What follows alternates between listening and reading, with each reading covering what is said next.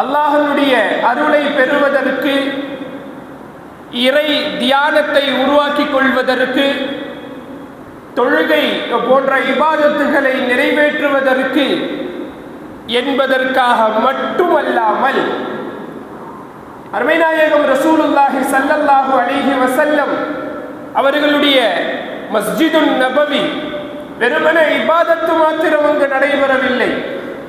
எந்த தேவையாக இருந்தாலும், எந்த ஆலோசனையாக இருந்தாலும், சமூக பிரச்சனையாக இருந்தாலும், ஒரு தனிநபர் பிரச்சனையாக இருந்தாலும், எல்லா பிரச்சனைகளுக்கும் தீர்வு மஸ்ஜிதுன் நபவியிலே காணப்பட்டது. மஸ்ஜிதுன் நபவி ஒரு சமுதாய பிரச்சனை எழுகின்ற பொழுது அந்த சமுதாய பிரச்சனைகளுக்கு ஆலோசனை செய்து அதற்குண்டான ஏற்பாடுகள், அந்த பிரச்சனைகளுக்கு தீர்வை நோக்கி நகர்வதற்குண்டான ஒரு சூழலை ஏற்படுத்துகின்ற விதத்தில் நாயகம் ஸல்லல்லாஹு அலைஹி வஸல்லம் அவர்கள் மஸ்ஜிதுன் நபவியை கட்டமைத்தார்கள்.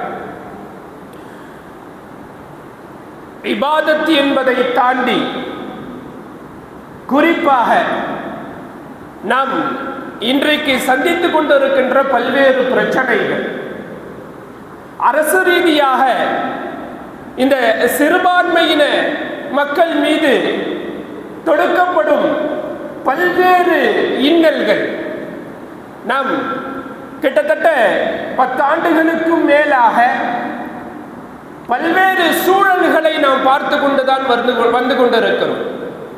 இந்த சிறுபான்மையினருக்கு எதிராக அவர்கள் எவ்வளவு சூழ்ச்சிகளை செய்து கொண்டிருக்கிறார்கள்.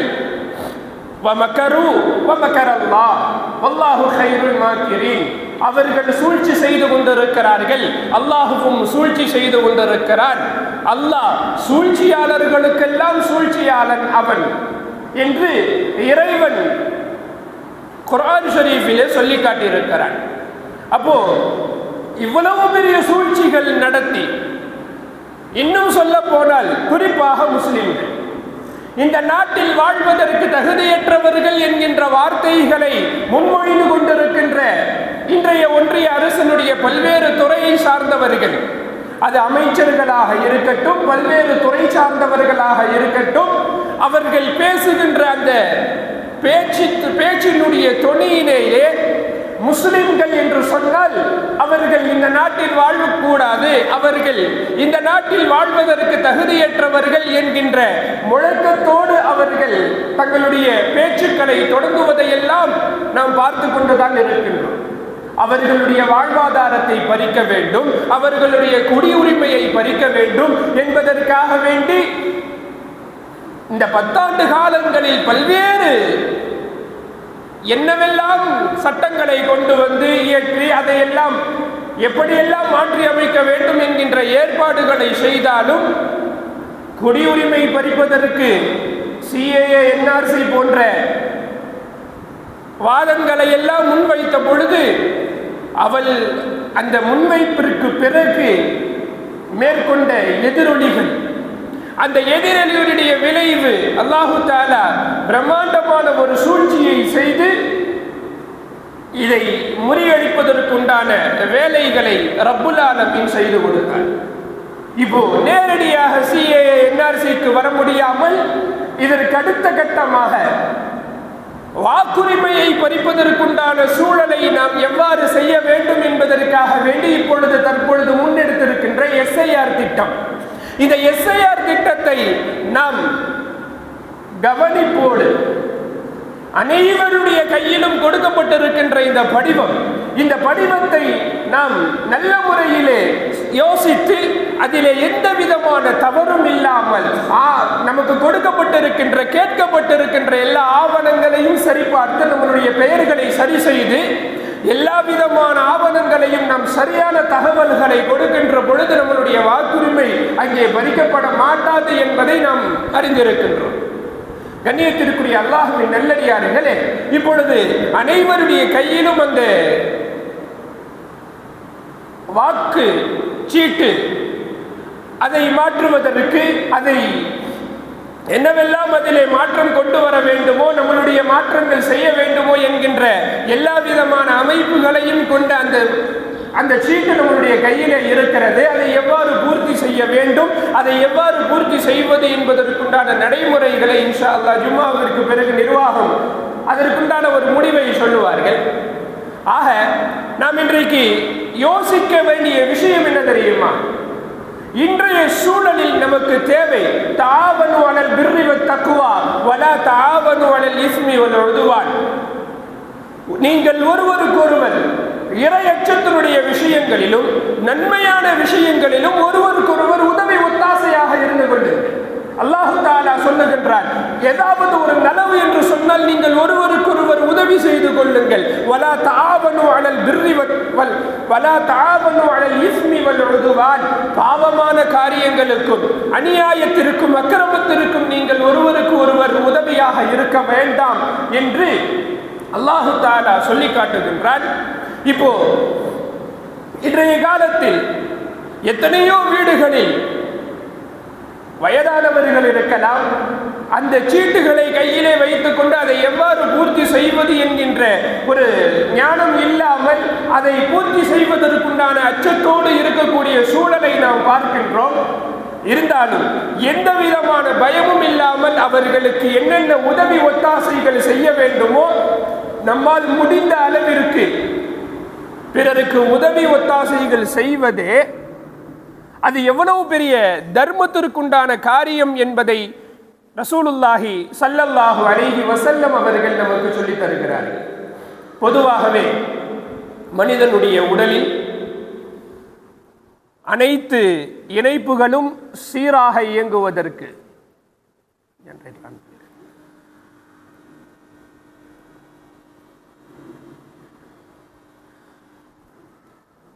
அனைத்து உறுப்புகளும் சீராக இயங்குவதற்காக வேண்டி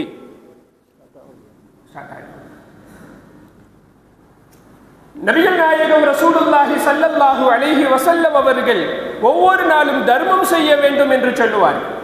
யா ரசூலல்லாஹ், எங்களுடைய உடல் உறுப்புகளில் இருக்கின்ற இணைப்புகள் சீராக அமைய வேண்டும் என்று சொன்னால் ஒவ்வொரு நாளும் தர்மம் செய்ய வேண்டும் என்று தாங்கள் சொல்லி இருக்கிறீர்கள். நாங்கள் எவ்வாறு தர்மம் செய்வது என்று அந்த அளவிற்கு எங்களுக்கு சக்தி இல்லையே என சஹாபாக்கள் கேட்ட பொழுது ரசூலுல்லாஹி ஸல்லல்லாஹு அலைஹி வஸல்லம் அவர்கள் சொன்ன பதில், வாகனத்தில் ஏறுவதற்கு ஒருவரால் முடியவில்லை, அவரை வாகனத்தில் ஏற்றுவது தர்மம், அவருடைய பொருளை வாகனத்தில் ஏற்றி வைப்பது தர்மம், ஒருவருக்கு முடியாமல் இருக்கின்றது அவருக்கு உதவி செய்வது தர்மம், தொழுகையில் நீங்கள் தொழுகைக்காக எடுத்து வைக்கக்கூடிய ஒவ்வொரு எட்டும் தர்மம் என்று சொல்லி தர்மத்தினுடைய வகைகளை நாயகம் ஸல்லல்லாஹு அலைஹி வஸல்லம் அவர்கள் எல்லா விதமான நற்காரியங்களும் குறிப்பாக பொது சேவைகளில் ஈடுபடுவது தர்மத்தினுடைய நன்மைகளை கொண்டு வந்து சேர்க்கும் என்று அருமை நாயகம் ரசூலுல்லாஹி ஸல்லல்லாஹு அலைஹி வஸல்லம் அவர்கள் நமக்கு சொல்லி தந்திருக்கிறார்கள். இன்னும் சொல்ல போனால் முடியாதவர்களுக்கு இயலாதவர்களுக்கு செய்கின்ற அந்த பணி இருக்கின்றது, அந்த சேவை, அந்த செயல், இது நபிமார்கள் உட்பட எல்லா நபிமார்களும் செய்த சேவை என்று கூட சொல்லலாம். அருமை நாயகம் ரசூலுல்லாஹி ஸல்லல்லாஹு அலைஹி வஸல்லம் அவர்களுக்கு வஹி இறங்குகிறது. முதலாக வஹியை கண்ட அருமை நாயகம் ஸல்லல்லாஹு அலைஹி வஸல்லம் அவர்கள் பயந்தவர்களாக வீட்டிற்குள் நுழைகின்ற பொழுது ஹஸரத் அன்னை கதீஜா ரலியல்லாஹு அன்ஹா அவர்கள் ஆறுதல் வார்த்தை சொல்லுகின்ற அந்த வார்த்தைகளில், கவலைப்படாதீர்கள், உங்களை இறைவன் ஒருபோதும் கைவிட மாட்டான், நீங்கள் வறியவர்களுக்கு உதவுகின்றீர்கள், யாருக்கு என்ன தேவை இருக்கின்றதோ அந்த தேவைகளை அறிந்து நீங்கள் உதவி செய்பவர்கள் என்கின்ற வார்த்தை அதற்குள் அடக்கும். அப்போ என்ன தேவை இருக்கின்றதோ அந்த நேரத்தில் அந்த தேவையை பூர்த்தி செய்வது இருக்கின்றதே அது நபிமார்கள் செய்த செயலும் கூட என்று அல்லாஹு தஆலா குர்ஆன் ஷரீஃபின் வழியாகவே சொல்லி காட்டுகிறார். ஹஸரத் மூசா அலைஹிஸ்ஸலாம் அவர்கள் மிஸ்ரிலிருந்து மதியனுக்கு போகிறார்கள். மிஸ்ரிலிருந்து மதியனுக்கு ஹிஜ்ரத் செய்து செல்கிறார்கள். இங்கே இருக்கின்ற உயிர் உடைமைகளை எல்லாவற்றையும் விட்டுவிட்டு தனி ஆளாக மதியன் நகரத்திற்கு சென்று விட்டார்கள்.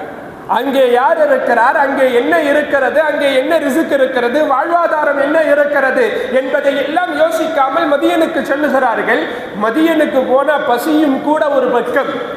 ஆனால் நகரத்திற்குள் நுழைந்த உடனே அங்கே ஆட்டு மந்தைகளை ஓட்டிக்கொண்டு மந்தைகளாக அந்த ஆடுகளை மேய்க்கக்கூடியவர்கள் வந்து அந்த ஆடு மாடுகளுக்கு தங்களுடைய கால்நடைகளுக்கு நீர் பாய்ச்சி கொண்டு இருக்கிறார்கள், நீர் புகட்டி கொண்டு இருக்கிறார்கள். ஒரு நீர் புகட்டக்கூடிய ஒரு இடம்.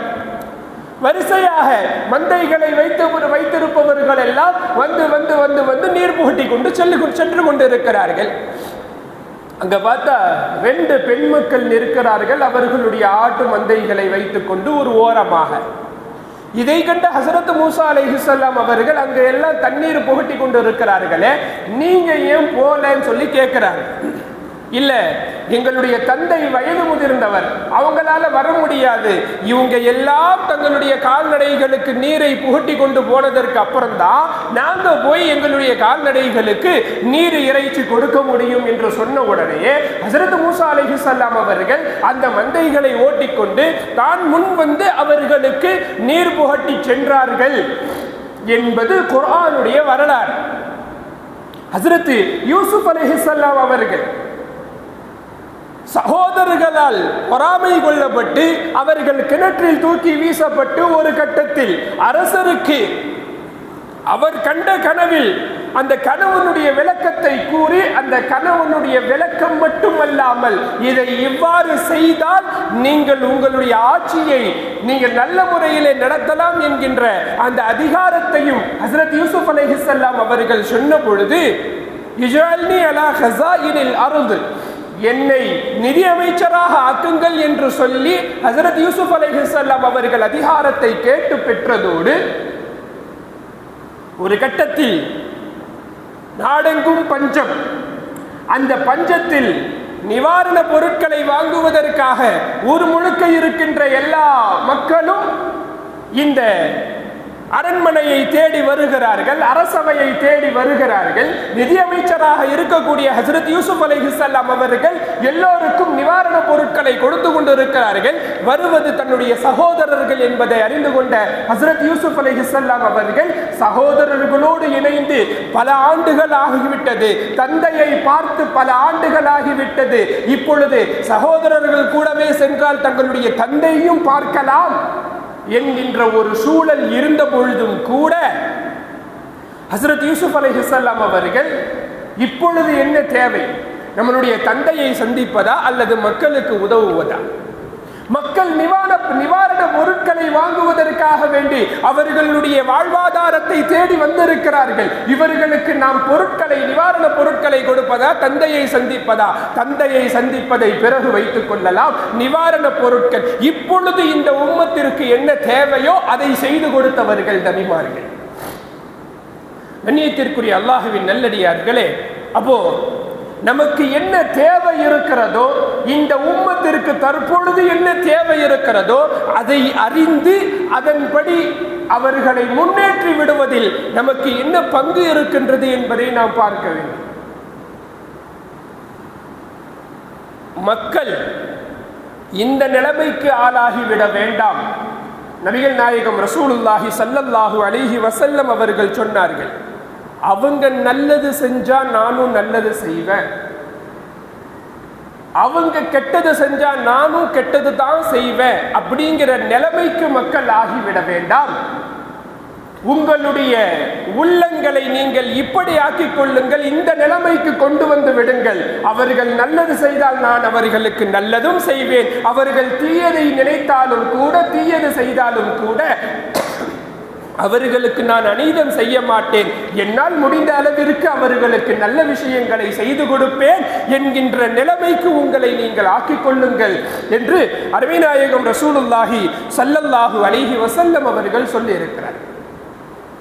இன்னும் ஒருபடி மேலாக நபிகள் நாயகம் ரசூலுல்லாஹி ஸல்லல்லாஹு அலைஹி வஸல்லம் அவர்களுடைய வார்த்தைகளை பார்க்கின்ற பொழுது எல்லாருக்குமே அல்லாஹு தாலா இந்த பொது சேவைகளை செய்ய வேண்டும் என்கின்ற ஆர்வத்தை கொடுக்கிறது இல்லை. எல்லாருக்குமே அந்த நிலைமையை அல்லாஹ் ஏற்படுத்தி கொடுக்கிறதில்லை, ஒரு சிலருக்கு அல்லாஹ் கொடுக்கிறார். இந்த நேரத்தில் இந்த உம்மத்திற்கு என்ன தேவையோ அந்த தேவையை நிறைவேற்றி கொடுப்பது. அந்த தேவையை அறிந்து இந்த நேரத்தில் இப்பொழுது இந்த SIR ஃபார்மை ஃபுல் பண்ணி கொடுக்கணுமா, நான் முன்வந்து செய்கின்றேன் என்கின்ற அந்த ஆவல் இருக்கின்ற இளைஞர்கள் முன்வந்து செய்கிறார்கள் என்று சொன்னால், இப்படியாக நமக்கு என்ன தேவை, பொதுவெளியில் பொது சேவையில் தன்னை ஈடுபடுத்திக் கொள்ளுபவர்கள் அல்லாஹ் ஒரு சிலரை தேர்வு செய்து வைத்திருக்கின்றார். அவர்கள் அந்த பொது சேவையிலேயே இருந்து கொண்டிருப்பார்கள். எப்பொழுது அவர்களுடைய மனசு அந்த பொது சேவையிலிருந்து வெளியே வருகிறதோ, ஒரு குறுகிய வட்டத்திற்குள் வர ஆரம்பிக்கின்றதோ, அப்பொழுது அல்லாஹு தஆலா அவர்களை அந்த பொது சேவையில் இருந்து ஒதுக்கிவிட்டு வேறு சிலரை கொண்டு வந்து அந்த பொது சேவையில் ஈடுபடுவதற்காக வேண்டி அல்லாஹ் நிர்மாணிக்கிறான் என்பதாக அருமை நாயகம் ரசூலுல்லாஹி ஸல்லல்லாஹு அலைஹி வஸல்லம் அவர்கள் சொல்லி தருகிறார்கள். நாம் பொது சேவைகளில் ஈடுபடுகின்ற பொழுது, இன்னும் சொல்ல போனால் அரசால் ஏதாவது ஒரு நல்லது ஏற்படுகின்றது, ஏதாவது ஒரு உதவி பெறுவதற்குண்டான வேலை நடந்து கொண்டிருக்கிறது, ஆனால் மக்களுக்கு அதை பற்றி விழிப்புணர்வு இல்லை என்கின்ற ஒரு சூழல் ஏற்படுகின்ற பொழுது நாம முன்வந்து அவர்களுக்கு என்ன தேவையோ அந்த தேவைகளை செய்து கொடுப்பது, அரசு ஏற்படுத்தியிருக்கின்ற விஷயத்தை மக்களுக்கு நல்ல விதத்திலே கொண்டு போய் சேர்க்கக்கூடிய செயல் இருக்கிறதே, இந்த செயல் நாளை மறுமையில் சிராத்துல் முஸ்தகீம் பாலம் இருக்குது இல்லையா, மக்கள் எல்லாம் கால்கள் எல்லாம் திசை தடுமாறி நிற்கின்ற அந்த நேரத்தில் அல்லாஹு தஆலா சிராத்துல் முஸ்தகீம் பாலத்தை மின்னல் வேகத்தில் கடப்பதற்குண்டான பெரிய பாக்கியத்தை அல்லாஹ் அவர்களுக்கு கொடுக்கிறார். அருமை நாயகம் ரசூலுல்லாஹி ஸல்லல்லாஹு அலைஹி வஸல்லம் அவர்கள் சொல்லி இருக்கிறார், இந்த நேரத்தில் அரசு என்ன தேவை சொல்லி இருக்கிறதோ அந்த தேவை மக்களுக்கு அதை பற்றி உண்டான விழிப்புணர்வு இல்லை, அதை எவ்வாறு செய்ய வேண்டும் என்கின்ற அந்த நிலை புரியவில்லை என்கின்ற ஒரு சூழல் வருகின்ற பொழுது நாம் தெரிந்தவர்கள் தெரிந்து கொண்டு இன்னும் நாம முன்வந்து எல்லா விஷயங்களையும் அவர்களுக்கு பூர்த்தி செய்து கொடுப்பது, அரசால் கொண்டு வரப்பட்ட எல்லா விஷயங்களையும் அந்த நல்லவைகளை கொண்டு வந்து அவர்களிடத்தில் சேர்ப்பதற்குண்டான வேலைகளை நாம் செய்தோம் என்று சொன்னால் நமக்கு அல்லாஹ் இப்படிப்பட்ட உயர்ந்த பாக்கியத்தை கொடுத்திருக்கின்றான் என்பதாக அருமை நாயகம் ரசூலுல்லாஹி ஸல்லல்லாஹு அலைஹி வஸல்லம் அவர்கள் சொல்லி தந்திருக்கிறார்கள். இளைஞர்கள் முன்வர வேண்டும், தாமாக முன்வர வேண்டும். இதை எவ்வாறு பூர்த்தி செய்வது என்பதை தெரிந்து கொண்டு அவரவர்களாக தாமாக முன்வந்து எவ்வாறு அந்த ஃபார்மை பூர்த்தி செய்ய வேண்டும் என்கின்ற அந்த ஆவலை எல்லாவற்றையும் தெரிந்து கொண்டு வாங்கி ஃபார்மை பூர்த்தி செய்யக்குண்டான வேலைகளில் ஈடுபட வேண்டும் என்பதாக நாம் உணர்ந்து கொண்டிருக்கிறோம், உணர்த்தி கொண்டிருக்கின்ற தருணம் இது. எவ்வளவோ அறிவார்ந்தவர்கள், எவ்வளவோ வயதில் முதிர்ந்தவர்கள் அவர்கள் இருக்கலாம். ஹஸரத் ஸைத் இப்னு சாபித் ரலியல்லாஹு அன்ஹு இப்போ என்ன தேவையோ அதை செஞ்சு கொடுக்கணும் இல்லையா இந்த உம்மத்திற்கு. பத்ர் யுத்தம் முடிந்தது, பத்ர் யுத்தம் முடிந்து கைதிகளாக பலர் பிடிக்கப்பட்டிருக்கிறாங்க. ஆனாலும் ஒரு தேவை இருந்தது இஸ்லாத்திற்கு, பொருளாதார தேவை இருந்தது. அவர்களிடத்தில் எவ்வளவு காசு பணங்கள் வாங்க வேண்டுமோ அவ்வளவு காசு பணங்களை வாங்கி நிதி திரட்டி இருக்கலாம், அல்லது கைதிகளாக பிடிக்கப்பட்டவர்களை கைதிகளாகவே வச்சு அந்த மக்கத்து காபிர்களுக்கு குறைஷிகளுக்கு ஒரு பெரிய பிரஷரை கொடுத்திருக்கலாம், ஒரு பெரிய அழுத்தத்தை கொடுத்திருக்கலாம். ஆனால் இந்த இரண்டையும் தாண்டி நபி அவர்கள் செய்த காரியம், உங்களுக்கு என்ன தெரியுமோ தெரிஞ்சதை நீங்க சொல்லி கொடுத்துட்டு போங்கன்னு சொன்னாங்க. அவர்கள் தெரிந்ததை சொல்லி கொடுத்தார்கள், கல்வி ஞானத்தை சொல்லி கொடுத்தார்கள். அவர்களை சொல்லி கொடுத்ததற்கு பிறகு விடுதலையானார்கள் என்பது வரலாறை நாம் பார்க்கின்ற பொழுது இன்னும் ஒருபடி மேலாக ரசூலுல்லாஹி ஸல்லல்லாஹு அலைஹி வஸல்லம் அவர்களுடைய வஃபாத்திற்கு பிறகு ஹஸரத் அபூபக்கர் சித்திக் ரலியல்லாஹு அன்ஹு அவங்களுடைய ஆட்சி காலத்தில் உமர் ரலியல்லாஹு அன்ஹு வர்றாங்க. குர்ஆனை மரணம் செய்த எத்தனையோ ஹாஃபிதுகளுடைய மரணம் நிகழ்ந்து கொண்டே இருக்கிறது. போர்க்களத்தில் நாம் சந்திக்கின்றோம், போர்க்களத்தில் ஹாஃபிதுகள் மரணமாகி கொண்டே இருக்கிறார்கள். அதனால இப்படியே போனா குர்ஆனை ஓதக்கூடியவர்கள் குறைந்து விடுவார்கள், குர்ஆனை ஒன்று சேர்க்கணும். இன்னைக்கு இருக்கிற மாதிரி பிரிண்டிங் டைப்ல குர்ஆனை முழு பிரதி வடிவமாக சேர்க்க வேண்டும். ஹஸரத் அபூபக்கர் சித்திக் ரலியல்லாஹு அன்ஹு ஒத்துக்கல. ரசூலுல்லாஹி ஸல்லல்லாஹு அலைஹி வஸல்லம் அவங்க செய்யாத ஒரு காரியத்தை நான் எப்படி செய்வேன்ட்டாங்க. இருந்தாலும் ஹஸரத் அபூபக்கர் சித்திக் ரலியல்லாஹு அன்ஹு அவங்களுடைய சொன்ன வார்த்தை என்ன தெரியுமா? அல்லாஹ் என் உள்ளத்துல தெளிவுபடுத்துற வரைக்கும் நான் அந்த விஷயத்தை ஒத்துக்கல. ஒரு கட்டத்தில் அல்லாஹ் என்னுடைய உள்ளத்தில் தெளிவை கொடுத்தான். ஆம், உமர் ரலியல்லாஹு அன்ஹு அவர்கள் சொன்னது சரிதான். அவர்கள் சொன்னதை செஞ்சாதான் பின்னாடி வரக்கூடிய இந்த உம்மத்திற்கு குர்ஆன் நிலைத்து நிற்கும். இந்த நேரத்தில் என்ன தேவை அப்படிங்கிறத அந்த சஹாபாக்கள் செய்தார்கள். அப்போ மூத்த சஹாபாக்கள் எத்தனையோ பேர் இருந்தார். ஸைத் இப்னு சாபித் ரலியல்லாஹு அன்ஹு அவங்களுடைய கையில தான் இந்த பொறுப்பை தூக்கி கொடுக்கறாங்க அபூபக்கர் சித்திக் ரலியல்லாஹு அன்ஹு, உமர் ரலியல்லாஹு அன்ஹு. ஸைத் இப்னு சாபித் ரலியல்லாஹு அன்ஹு ஒரு இளம் வயது சஹாபி. அவங்கள்ட்ட தூக்கி இந்த பொறுப்பை கொடுக்கிறாங்க. மூத்தவர்கள் இருந்த பொழுதிலும் இளையவர்களிடத்தில் பொறுப்பை கொடுத்து இந்த பொறுப்பை நீங்கள் சரியான முறையில் நிறைவேற்றி கொடுங்கள் என்றார்கள். சரியான முறையில் நிறைவேற்றி கொடுக்கப்பட்டது. இந்த உம்மத்திற்கு அந்த நேரத்தில் என்ன தேவை என்பதை விளங்கி அறிந்து செய்த செயல்கள் தான் ஏராளம். எனவே இப்பொழுது நாம் எதிர்கொண்டிருக்கின்ற இந்த பிரச்சனைகளை சரியான முறையிலே தீர்வு காண வேண்டும். அதை சரியான முறையிலே நிறைவேற்ற வேண்டும். அந்த விண்ணப்ப படிவத்தை சரியான முறையிலே பூர்த்தி செய்ய வேண்டும். யாருக்கும் எந்த விதமான அச்சமும் குழப்பமும் வேண்டாம். தெரிந்தவர்கள் தெரியாதவர்களிடத்தில் நல்ல முறையிலே அந்த ஃபார்மை பூர்த்தி செய்வதற்குண்டான வழிமுறைகளை மேற்கொண்டு செய்தோம் என்று சொன்னால் நாம் இதற்கு முன்னால் சொன்ன அவ்வளவு நன்மைகளையும் பெறக்கூடியவர்களாக நாம் ஆகிறோம். சதகா செய்த நன்மை, சிராத்தல் முஸ்தகீம் பாலத்தை மின்னல் வேகத்தில் கடக்கக்கூடிய சிறப்பு, அல்லாஹ் பொது சேவைகளில் ஈடுபட்டு இருக்கக்கூடிய ஒரு வாய்ப்பை கொடுத்திருக்கின்ற அந்த சூழல் என்று எவ்வளவு நலவுகள் இருக்கிறதோ அத்துணை நலவுகளுக்குள்ளும் நாம் நுழைந்து விடுகிறோம். ரப்புல் ஆலமீன் சொல்வது போல ஒருவருக்கொருவர் உதவி ஒத்தாசையாக நன்மையான காரியங்களிலும் அல்லாஹ்வுடைய அச்சத்திற்குண்டான காரியங்களிலும் ஈடுபடுங்கள்.